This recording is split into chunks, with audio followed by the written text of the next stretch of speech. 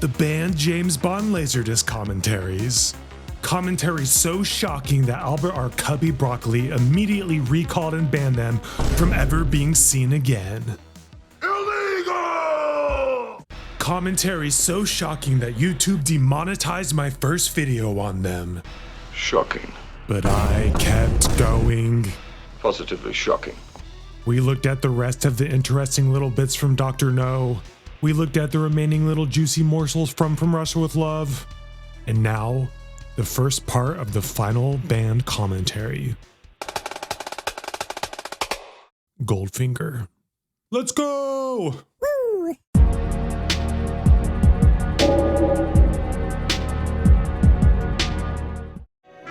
The seagull camouflage of Bonds is the giveaway. Audiences inevitably laughed when they realized almost instantly what was going on up on the screen, but the laughter didn't break the spell. The gag was so potent that it was reused 26 years later in License to Kill, in a scene in which a villain scanning the ocean floor with a camera ignores an innocent-looking manta ray, from which Bond's scuba fins suddenly stick out. Now we're back to the serious business of espionage. This sequence looks exciting but quite ordinary in the 1990s, but one must realize that writer Richard Maybaum and director Guy Hamilton were communicating a great deal of what was essentially arcane information to the viewer in 1964, apart from the very luxurious interior of what was essentially a fuel storage tank. This is an example of the dazzle factor of the Bond movies that is unique. Most movies would dwell on those surroundings, but here they were just breezed by on the way to something bigger. Then there was the whole notion of plastic explosives. Most people outside of the ordnance industry in 1964 had no inkling of what they were, or what this material that Bond squeezes out of this tube, rather like toothpaste, was supposed to be. The timer that he sets is the only giveaway, confirmed by the spectacular explosion a few seconds later. Then there is the further tweaking of the audience, which again was new to the series, in which Bond removes his wetsuit to reveal a perfect dinner jacket with carnation underneath. The number of outrages to the audience's sense of reality in these first 2 minutes of action are phenomenal, yet Guy Hamilton pulls it off by virtue of pacing and help from Peter Hunt's editing, an excellent John Barry score, some rather lovely velvety textured photography by Ted Moore, and Connery's smooth performance. None of it holds up to analysis for a moment, but the audience's disbelief has been willingly and happily suspended. I think the best ever pre-credit sequence was in a James Mason movie called Rommel Desert Fox. I was always trying to top it. To tell a complete story in 4 minutes, and above all, set the mood of the picture. It's a real challenge. I'm saying to the audience, if this makes you laugh, if this amuses you, the interior of an oil tank furnished like a suite at the plaza, incredible gadgets, if this surprises you, good. We've got plenty more from where that came from. So sit back, relax, don't ask too many questions, and together we'll go off on a glorious adventure. The sequence must also satisfy Harry Saltzman's passion for gadgets and Cubby's insistence on a generous quota of pretty ladies. It was an optical, and of course for a long while it looked like it would never work. So he had no courage in the fact that that would work, but we made it work. I think when we came to do her eye, it was very bloodshot or something, I can remember. Or it may have been her eye, I'm not sure. And we did the close-up of the eye, then took the piece of film where he comes out from behind the cupboard like that, and purely superimposed it optically in the laboratories. It was really done by a special effects man at Pinewood, Cliff Cully. You see, that's absolutely impossible. If you did that, it wouldn't work. He wouldn't electrocute anybody. Shocking, he says. Quite shocking, I remember. Well, they loved it anyway, so it obviously worked. This was Brown John because this was the same sort of thing as From Russia with Love. This was the projection. He developed this style of using a projector with the images from the film onto real people. The girl painted gold in this sequence, by the way, is Margaret Nolan, who plays Dink, Bond's masseuse, in the Miami Beach sequence. If you look closely at these images being shown on Nolan's exquisite form, by the way, you'll see that they're a bit of a cheat because they actually contain some footage from Russia with Love. Cubby Broccoli and Harris Saltzman were old acquaintances of mine long before they joined up and became partners. Separately, we talked about many projects, and I was very happy when Cubby sent me the script of Dr. No. I rather fancied the sunshine in Jamaica, but sadly had to stay in wet London to settle some personal affairs. I think Cubby thought I was declining because of some of the more outrageous and cornball sequences in the script. "Don't worry, Dick Maybaum's coming over to fix them," said Cubby. "Whatever you do, don't. That's half the charm of Bond." Cubby remembered that, and that's why I got called in to do Goldfinger, I think. This was the first day shooting on Goldfinger. Ted is operating in the helicopter, I'm at the opposite end of the swimming pool, and as the chopper comes round, I'm cueing the high diver to take off. All fairly tricky stuff because I had no actors, with the exception of Felix Leiter. Jack Lord, who played Leiter in Dr. No, had gone on to better things in Hawaii and had to be replaced. We were very mean with actors. All the money goes on special effects and sets. Sean Connery didn't begin work until the picture had already been shooting for several weeks. Connery's first day of shooting was the scene in the El Scorpio nightclub, seen after the explosion in the pre-credits sequence. Strangely enough, Cease Linder was originally signed to play the part of Mr. Simmons, and Austin Willis, seen here greeting Goldfinger, was to play Leiter, but a last-minute switch reversed their roles.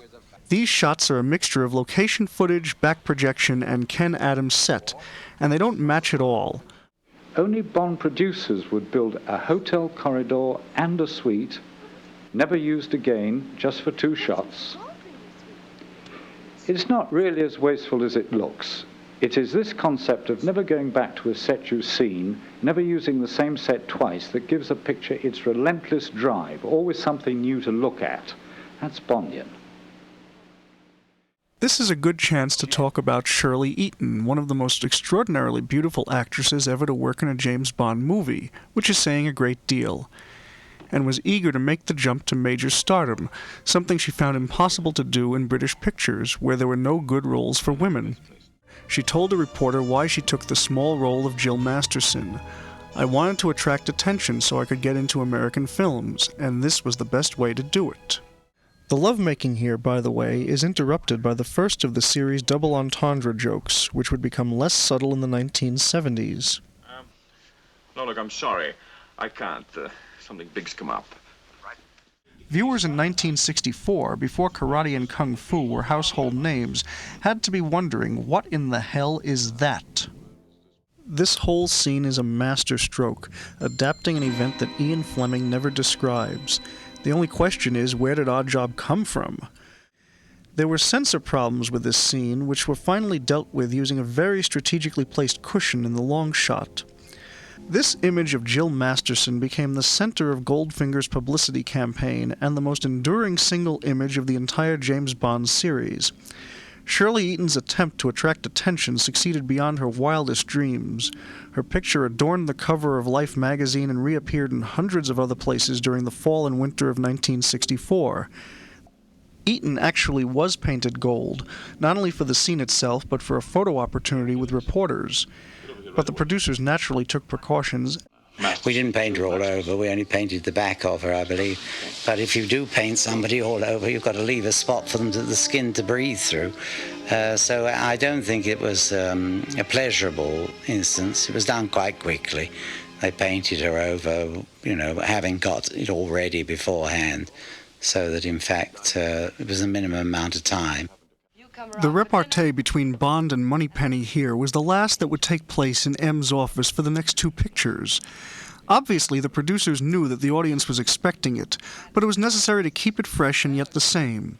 Fresh and yet the same, that became the challenge for the Bond movies after Goldfinger in almost every department. The Bank of England briefing was one of the stranger scenes in Goldfinger, if only for the way it's handled. It was the wrong way round, dramatically. If anything, it should have gone into the more... Eventually, I have to cut into it. So to start there on the chief of the Bank of England and pull all the way back just to show that room was very pretentious. But for an audience, this was great, I think, because it ended with him showing a gold block, which I'm sure the majority of people, certainly at that time, hadn't seen. I was always convinced Q hated Bond. I mean, after all, he never pays attention, mistreats his gizmos, never brings them back. That's how I directed the scene. Bond needs a car to get from A to D, and Q's fixed it up. What with? Anybody ideas? Anybody got any ideas? Front machine guns behind the headlights. Well, obvious. What else? I'd just been given a parking ticket, and as I watched the smug little meter maid walk away from my ancient Bentley, I fantasized revolving number plates. That's it. I put the problem to my 12-year-old son. Ejector seat, said he. He was very keen on aeroplanes at the time.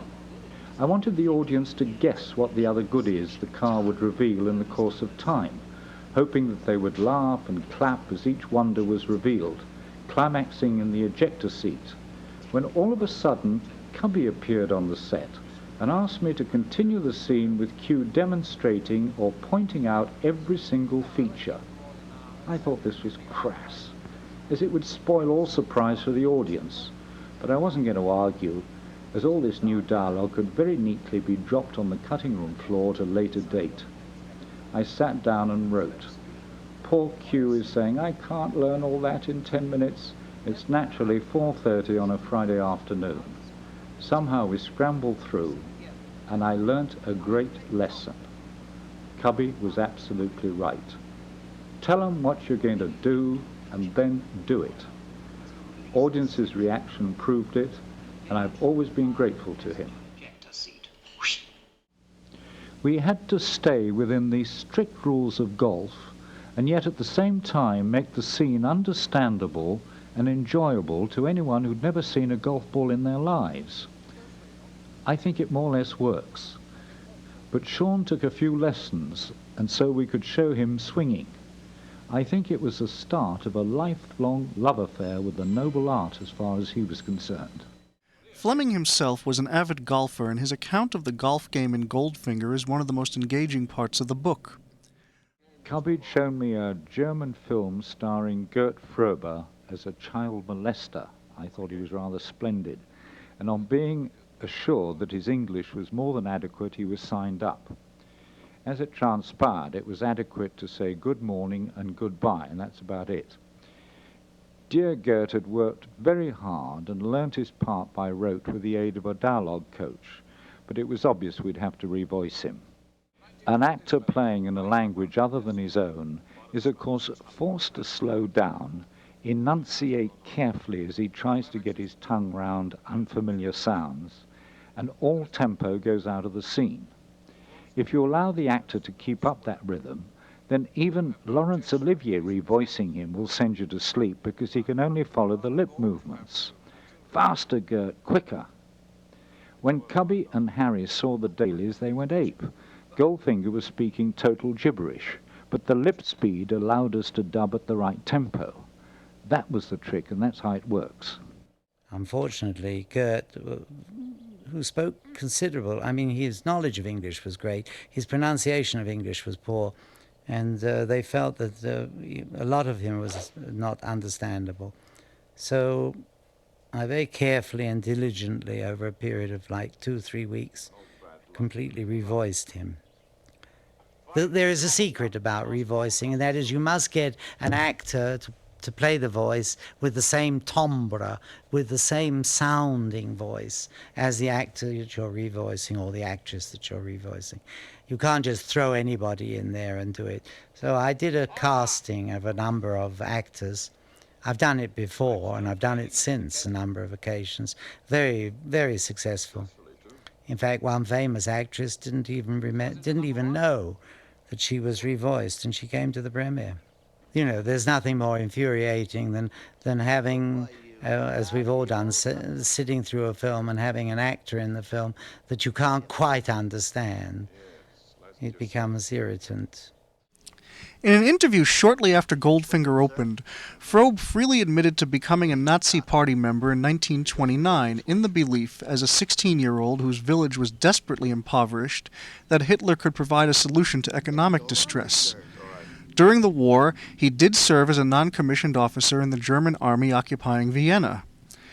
But in Frobe's defense, he did befriend a family during this period whose members consisted of a non-Jewish father and a Jewish mother and their son.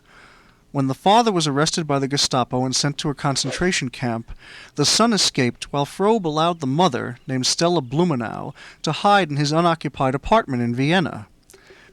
Following the German surrender in 1945, Frobe was banned from working and was investigated by the Allied authorities.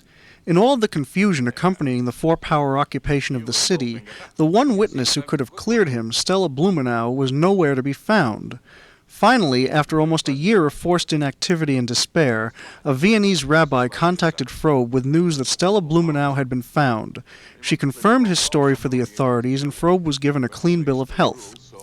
Unfortunately, when word of Frobe's interview got back to Israel, where a newly passed law forbade the showing of films with former Nazis as participants, Goldfinger, which had been doing round-the-clock business in Tel Aviv, was immediately closed down. The whole story of Frobe's past threatened to fester as the international press seized upon it, until the Israeli authorities took a look at the record of the post-war investigation of Frobe, and Stella Blumenau's son came forth to defend him, and they ruled that he had been fully exonerated. The movie reopened to tremendous success, and the matter was soon forgotten. Frobe went on to appear in many international productions afterward, including the Saltzman Broccoli adaptation of Ian Fleming's children's book Chitty Chitty Bang Bang, where he played a villain with the surprisingly Bondian name of Baron Bombburst. This is when our job shows his skills. This is a piece of my work, because what they did was to shoot this with him just throwing it out of screen. And I don't know what they ever thought. That I shot. That was all shot by the director, and there I throws it out of screen. But I had to do all that and that part of it. But all they did was just have him throw it out of screen. I don't quite know what they thought was going to happen. I come into play here. In those days, they used to say, give it to Pete Hound, he'll shoot it. Give him all the inserts. Talk a bit more about Gert Frobe. He is wonderful as a Bond villain because he's so physically imposing, but also a good actor. In fact, he was a relatively slender man during his early adult life. What happened was that his wife's cooking fattened him up and made him into the Sidney Greenstreet type character that the world came to know. Fords were very good to us, so probably the producers had a deal with Fords. I know that Fords provided us with a lot of car material, probably free of charge in order to show their cars. Aston Martins were always the bane of Broccoli's life. Cubby Broccoli always swore, because they had to buy them, they had to pay for them. They were not given them by any means. And I think it was Aston Martin's a very good car, and it was considered to be, a very tasty, expensive type car of the time. I doubt that a lot of these sequences would work today if you did it in a film. I think the public would expect more out of a film of today's caliber, because it has all been done again and again, and in many cases very much better. Maybaum and Terence Young originally worked on the script to Goldfinger together, until Young left the production when Saltzman and Broccoli rejected his demand for a percentage of the picture. I'm always amazed that nobody hoots with laughter at these crazy Koreans running around in blue oak coveralls, yellow and black sashes, little white socks, swarming all over a pretty Swiss village, a stud farm in Kentucky, around Fort Knox area, without drawing the slightest reaction from the locals. The melting down of Goldfinger's 1937 Rolls-Royce Phantom III is the giveaway and the solution to the case. Incidentally, that car, as seen and driven earlier in the film, sold for more than $120,000 at auction in 1986, while Bond's Aston Martin sold for over $250,000 the same year. With two notable exceptions, this root in reality, in the actual function of intelligence services and the reality behind Fleming's original character, is a plot element of the Bond movies that was lost after Goldfinger. In the main Bond series that followed, up to but not including the two Timothy Dalton films, Bond would never again start off with so interesting but seemingly mundane a villain as Auric Goldfinger. From here on, he would deal almost entirely with superhuman, super-ambitious villains whose plans involve far more than just making a lot of money. The main exception to this was For Your Eyes Only, a script that was written by Richard Maibaum based on an Ian Fleming story. Maibaum, who died in February of 1991 soon after being interviewed about these films, was the member of the Bond team with the most serious credits of any of the original members. Tilly Masterson is even enjoying the mayhem caused by Bond, the only moment in her brief time on screen that we see her smiling. Every now and then, you had to, what I call, pull down the balloon and make it realistic again. And, no, he didn't shoot her. He took off his hat, jumped in, and he threw it, and he hit her in the back of the neck and killed her. A ludicrous way to die. But after all those laughs, there was absolute dead silence.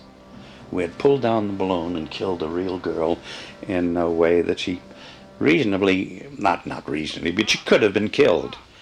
And it was the alternation of the serious menace and excitement and stuff like that, which made it possible to have your serious moment when you wanted it. And also, because there were many serious moments, you could also have Bond be flippant about them. It's surprising what you can get away with if you do it with conviction. Shortly after the picture opened in LA, Hitchcock invited me to lunch. He'd seen the movie. I don't think he particularly cared for it. But as we parted, he said, "The little old lady at the gate, bowing and scraping, 2 minutes later swinging that machine gun, like that, made my day. I had a feeling he wished he'd thought of it and used it." Peter Hunt has made this segment much more exciting by speeding it up in the lab. Leach actually drove the car through the wall in his first try, and the crash had to be restaged to make it work. The laser room was Gert Fröber's first day's work. Ian Fleming came down to lunch that day and visited the set. Clearly he was not a well man, but he smoked away with his cigarette holder, a slightly bemused smile, as he watched his brainchild passing into new realms of fantasy. I was always sorry he didn't live to see Goldfinger. I think he might have been amused. The laser beam was of course an optical again. I think it was put in by Cliff Carley.